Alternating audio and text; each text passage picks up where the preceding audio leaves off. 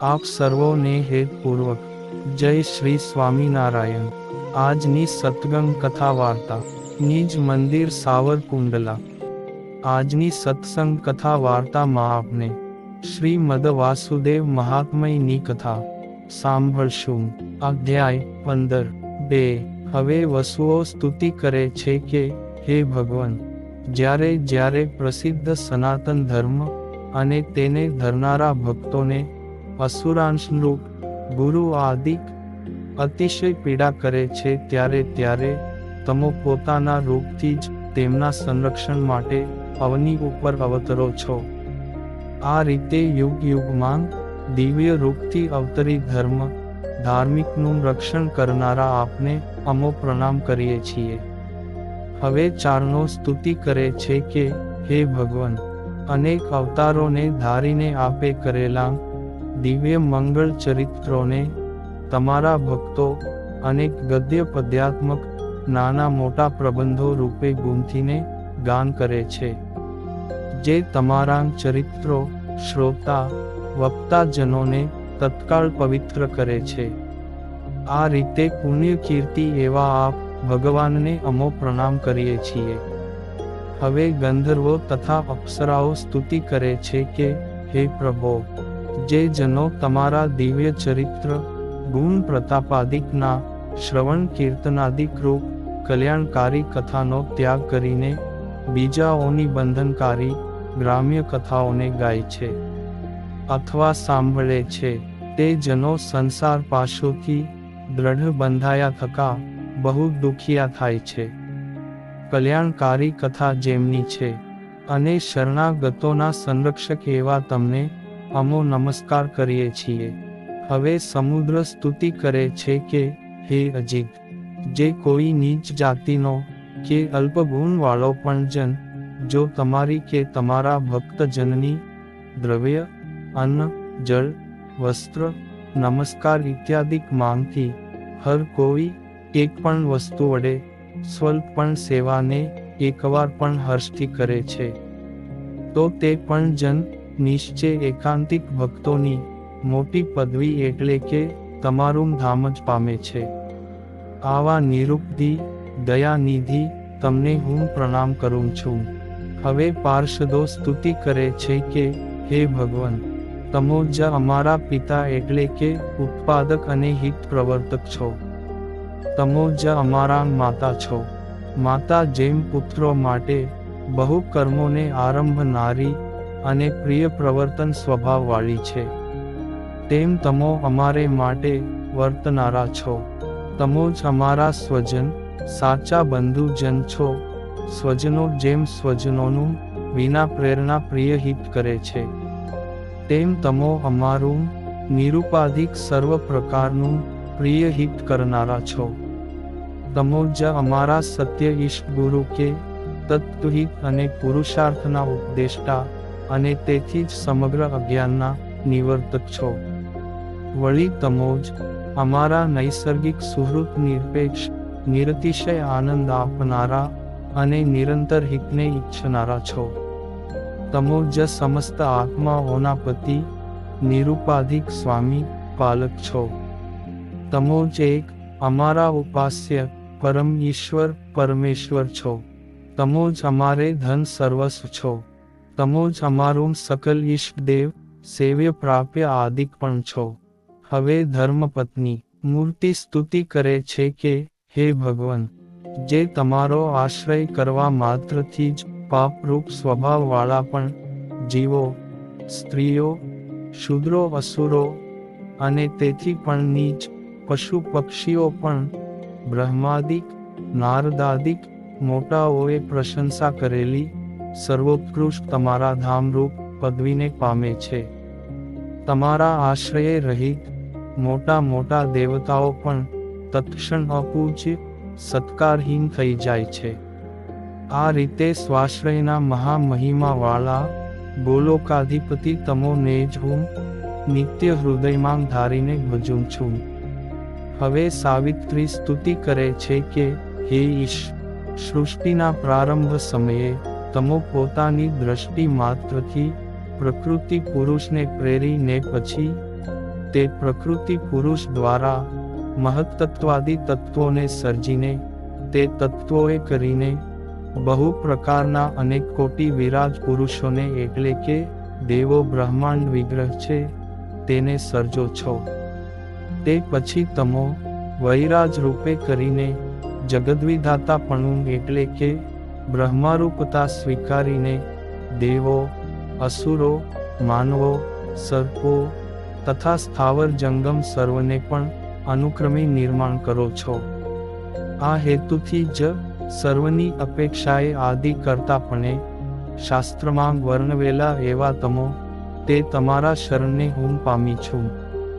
હવે દુર્ગા દેવી સ્તુતિ કરે છે કે હે વિભો, પૃથ્વીમાં જે ભક્તજનો નિર્વિક પ્રીતિથી હૃદયમાં પ્રત્યક્ષ તમારી મૂર્તિનું ધ્યાન કરે છે તે ધ્યાનકારી ભક્તો બ્રહ્માની પદવીને પણ ઈચ્છતા નથી.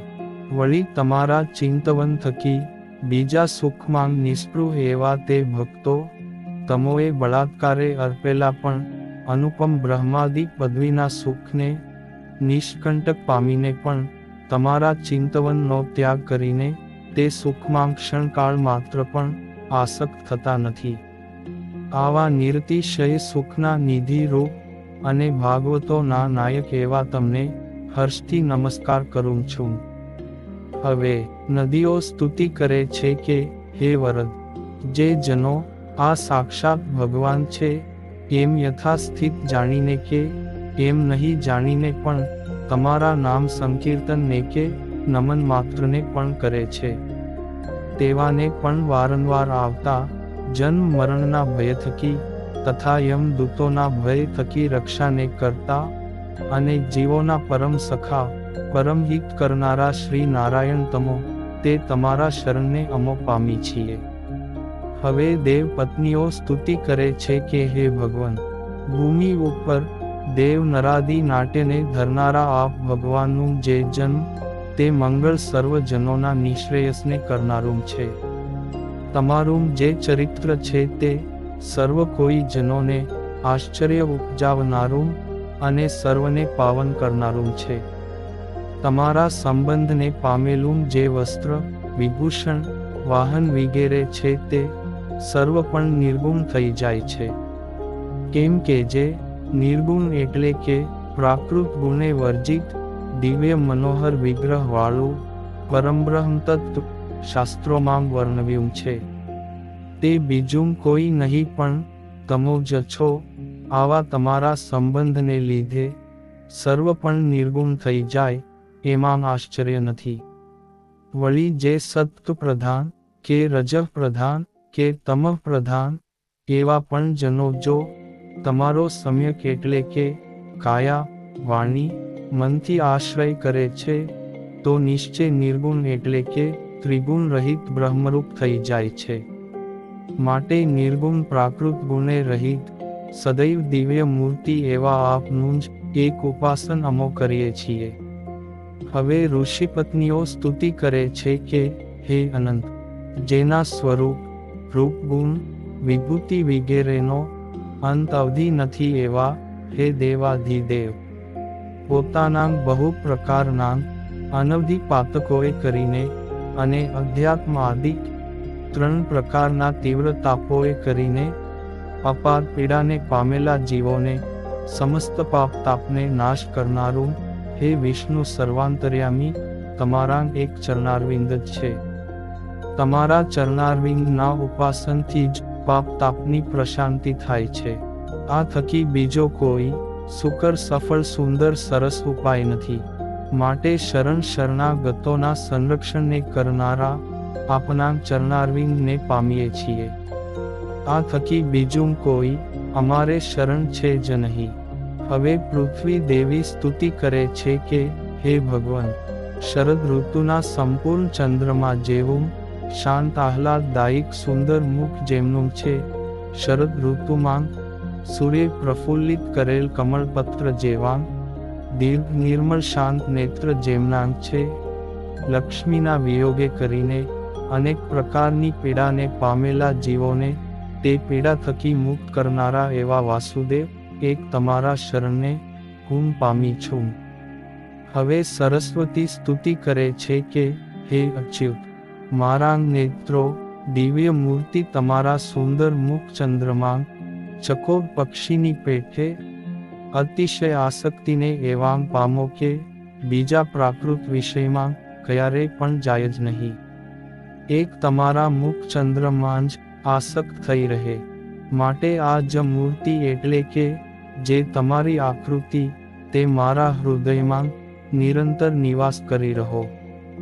એટલું જ નહીં પણ તમારા થકી અન્ય આકૃતિ મારા હૃદયમાં ક્યારેય ન જ પ્રવેશ કરો.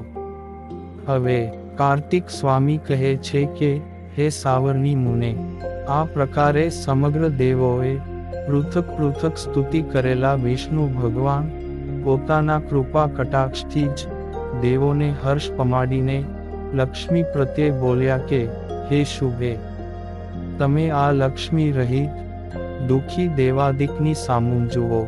પતિ વિષ્ણુ ભગવાને આવી આજ્ઞા કર્યા પછી ભગવતી લક્ષ્મીજીએ પ્રીતિપૂર્વક મધુર દ્રષ્ટિથી નિરીક્ષણ કરવાથી જ ત્રિલોકીવાસી સુર નરાદિક સર્વે પણ યથાપૂર્વ સમૃદ્ધિવાળા થઈ ગયા.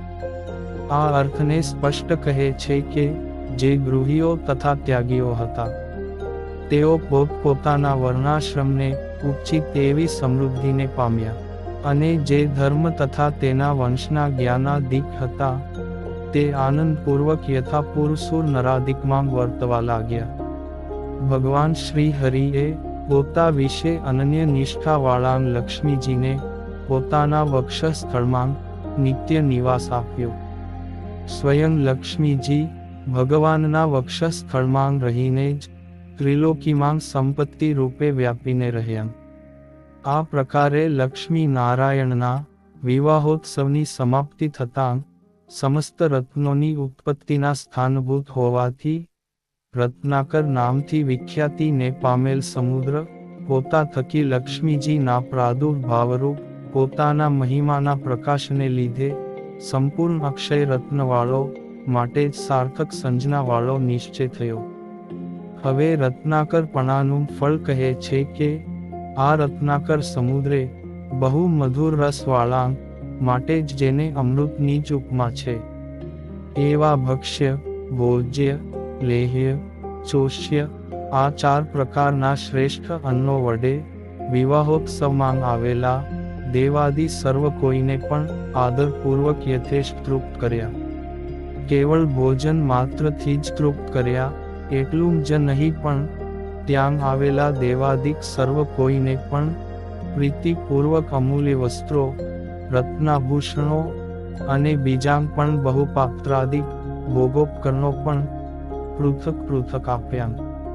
કેવળ દેવાદિકને જ આપ્યું એમ નહીં, પરંતુ પોતાના જામાતા ભગવાનની પ્રસન્નતા માટે મેઘ જેમ ધારાથી જળને વર્ષે છે તેમ ધનને વર્ષાવનારા રત્નાકરને તે સમયે તદી કે જે ભગવાનના ભક્ત ધર્માદિકને ન આપવા યોગ્ય કાંઈ પણ ન હતું, કિંતુ સર્વ પણ દેહ હતું. કેવળ રત્નાકર નામ માત્ર રાખીને સર્વસ્વ યથેષ્ટ આપી દીધું. પૂર્ણકામ ભગવાન પણ રત્નાકરે વર વધુની પહેરામણી નિમિત્તથી જે બહુ ધન આપ્યું હતું તે પોતાના પ્રિયતમ બ્રાહ્મણોને આપી દઈને જ લક્ષ્મીજી સાથે અંતર્ધાન થઈ ગયા. લક્ષ્મીજી અને નારાયણે અત્યંત આનંદિત કરેલા ઇન્દ્રાદિ દેવો સ્વર્ગમાં ગયા, અને બીજા ઋષ્યાદિક જનો પણ પોતપોતાને સ્થાનકે ગયા. સર્વ કોઈ પણ જનો લક્ષ્મીપતિ ભગવાનના પ્રસાદથી યથાપૂર્વ એટલે કે દુર્વાસા ઋષિના શાપ પહેલા જેવો અધિકાર હતો તેવા અધિકારને પામીને અત્યંત સુખિયા થઈ ગયા. ગરુડજીએ ભગવાનની આજ્ઞાથી ફરી તે મંદરાચળને લીલા માત્રમાં જ સ્વસ્થાને લઈ જઈને તેના પૂર્વસ્થિત ખાડામાં સ્થાપન કરી દીધો. હે બ્રહ્મર્ષે, આ રીતે ઇન્દ્રદેવે દુર્વાસા બ્રાહ્મણના શાપથી નષ્ટ થયેલી સંપત્તિ શ્રી લક્ષ્મી નારાયણના અનુગ્રહથી ફરીથી પ્રાપ્ત કરી હતી. હે મુને, ભગવાન શ્રી લક્ષ્મી નારાયણના મહિમાના સંબંધવાળી આ પવિત્ર કથાને જે જન નિયમ તત્પર થઈને સાંભળે અથવા કીર્તન કરે તો તે શ્રોતા વક્તા બંને જનો નિશ્ચય અભિષ્ટ સંપત્તિને પામે છે. આ અર્થને સ્પષ્ટપણે કહે છે કે આ પાવન કથાના શ્રવણ કીર્તનાદિકથી જ ગૃહસ્થોને ધન સિદ્ધિ થાય છે અને ત્યાગીઓને યથેક્ષિત ભક્તિ, જ્ઞાન, વૈરાગ્યાદિકની સિદ્ધિ નિશ્ચય થાય છે. હે બ્રાહ્મણ, દેવેન્દ્ર જે રીતે નષ્ટ થયેલી સંપત્તિને પામ્યો તે સમગ્ર વૃત્તાંત તમને કહી સંભળાવ્યું. મેરુ શિખરમાં રહેલા નારદ ઋષિ પણ જે રીતે શ્વેતદ્વીપ ધામને પામ્યા તે સર્વ તેમનું આખ્યાન તમને હું હવે કહીશ. તેને તમો એકાગ્ર મનથી સાંભળજો. ઇતિ શ્રી સ્કંદ પુરાણે વિષ્ણુખંડે શ્રી વાસુદેવ મહાત્મ્યે લક્ષ્મી નારાયણ સ્તુતિ નિરૂપણ નામે પંચશો અધ્યાય સંપૂર્ણ. અને હવે પછીની કથા વાર્તા આપને આગળના ભાગમાં સાંભળશું. અત્યારે આપ સર્વોને ભાવથી જય શ્રી સ્વામિનારાયણ.